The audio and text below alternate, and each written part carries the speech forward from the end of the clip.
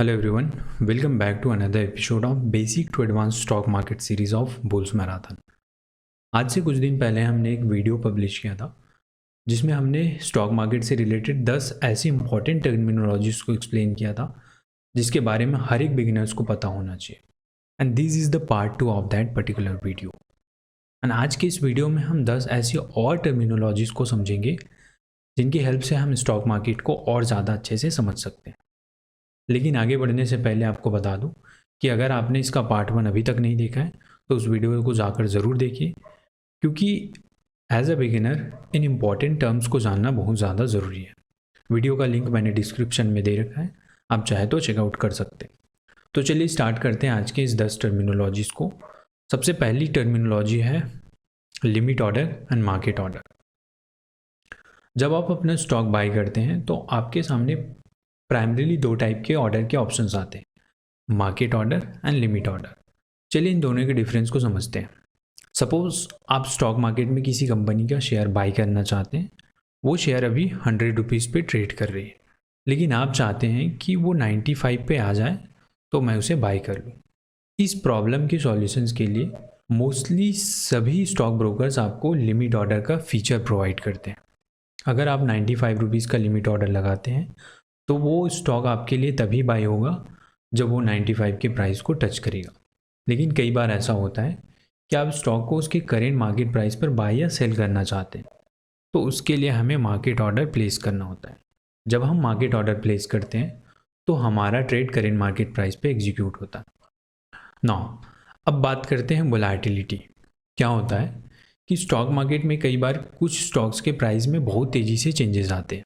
Stock की price बहुत तेज़ी से ऊपर या नीचे आती है, लेकिन कई बार ऐसा नहीं होता। इसी चीज़ को हम वोलेटिलिटी के नाम से जानते हैं। यानी कि अगर ऐसा कहा जाता है कि एक स्टॉक्स में हाई वोलेटिलिटी है तो उसका मतलब ये है कि उस स्टॉक की प्राइस में बहुत बहुत तेज़ी से चेंजेस आ रही है, उस स्टॉक का प्राइस बहुत तेज़ी से चेंज हो रहा है। वोलेटिलिटी का कम या ज़्यादा होना सप्लाई, डिमांड और स्टॉक में कितनी लिक्विडिटी है उस पर भी डिपेंड करती है। नाउ अब बात करते हैं मार्केट कैपिटलाइजेशन के ऊपर। मार्केट कैपिटलाइजेशन या मार्केट कैप किसी कंपनी के सभी शेयर्स की टोटल वैल्यू को इंडिकेट करती है। इसे कैलकुलेट करने के लिए कंपनी के करेंट मार्केट प्राइस को उसके total number of outstanding share से मल्टीप्लाई करते हैं। सपोज कोई कंपनी ए है जिसका करेंट मार्केट प्राइस अभी 100 रुपीज़ चल रहा है एंड उस कंपनी का total number of outstanding shares 20 crore है। मतलब 20 करोड़ मल्टीप्लाई 100, मतलब उस कंपनी का मार्केट कैप 2000 करोड़ होगा। लेकिन हम यहाँ पर हमने एक टर्म यूज़ किया, आउटस्टैंडिंग शेयर्स। क्या होता है आउटस्टैंडिंग शेयर्स?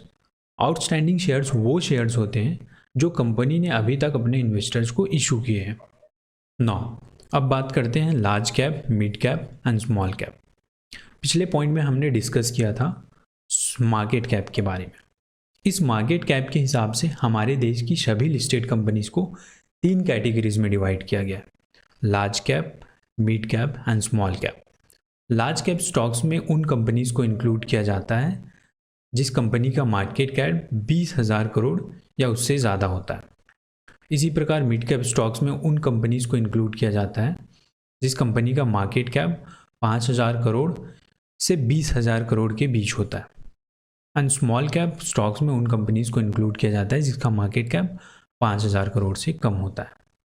अब इस पॉइंट में हम ये समझेंगे कि कोई भी कंपनी स्टॉक मार्केट में अपनी जर्नी स्टार्ट कैसे करती है। इनिशियल पब्लिक ऑफरिंग यानी आईपीओ। जब कोई प्राइवेट कंपनी अपने शेयर्स पब्लिक को इशू करती है, यानी कि स्टॉक मार्केट में लिस्ट होती है, तो ड्यूरिंग दिस पीरियड वो जिस प्रोसेस को फॉलो करती है उसे आईपीओ या इनिशियल पब्लिक ऑफरिंग करती है। और आईपीओ इशू करने के बाद एक प्राइवेट कंपनी पब्लिक कंपनी बन जाती है जिसके शेयर्स आप और हम जैसे रिटेल इन्वेस्टर्स भी बाई कर सकते हैं। इस वीडियो में हम सिर्फ बेसिक टर्म्स को कवर करने वाले हैं, इसलिए आईपीओ को डिटेल में डिस्कस नहीं करेंगे। इसके लिए मैं आने वाले एपिसोड्स में एक कंप्लीट डिटेल वीडियो ज़रूर बनाऊंगा। ना अब बात करते हैं डाइवर्सिफिकेशन। जब बात इन्वेस्टिंग की आती है तब आपने बहुत सारे एक्सपर्ट से ये ज़रूर सुना होगा कि हमें डाइवर्सिफिकेशन ज़रूर करनी चाहिए।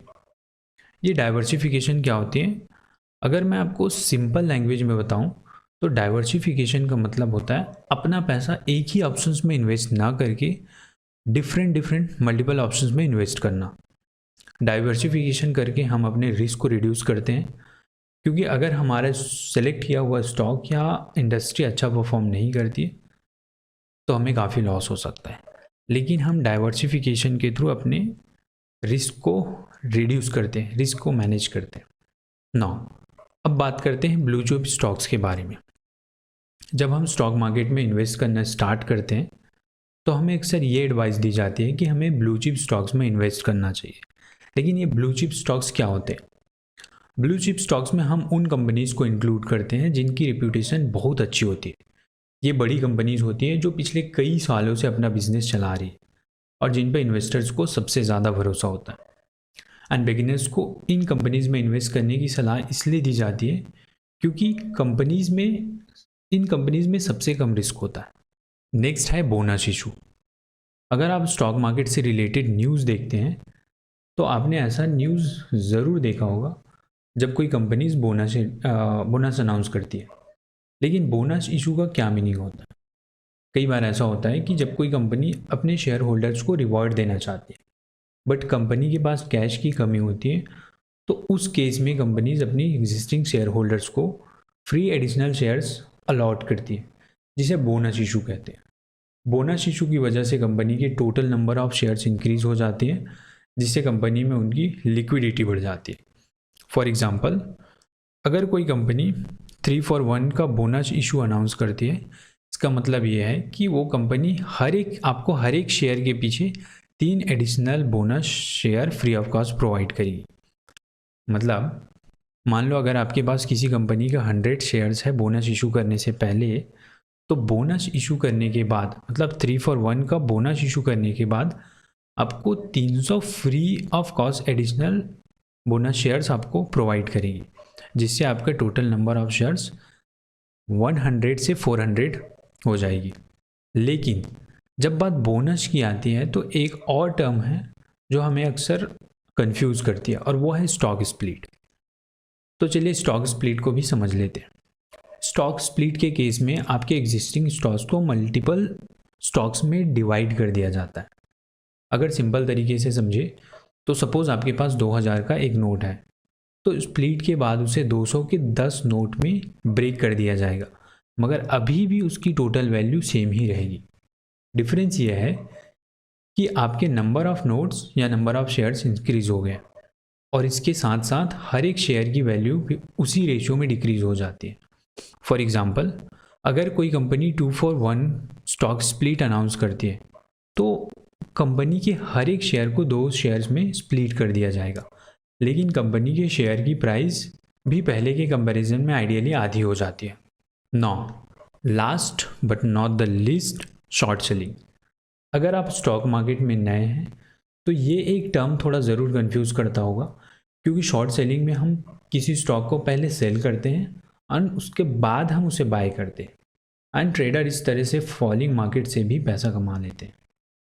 तो ये थी स्टॉक मार्केट से रिलेटेड 10 इम्पॉर्टेंट टर्मिनोलॉजीज, जिसे जानने के बाद आप स्टॉक मार्केट को और ज़्यादा बेहतर तरीके से समझ सकते हैं। एंड एक बिगिनर के लिए इन इम्पॉर्टेंट टर्म्स को जानना बहुत ज़्यादा ज़रूरी है। तो अगर वीडियो पसंद आई हो तो वीडियो को लाइक एंड शेयर ज़रूर करिए। चैनल को सब्सक्राइब करके बेल आइकन को ज़रूर प्रेस कर ले ताकि आने वाले वीडियोज़ के नोटिफिकेशन सबसे पहले आपको मिले। Thank you.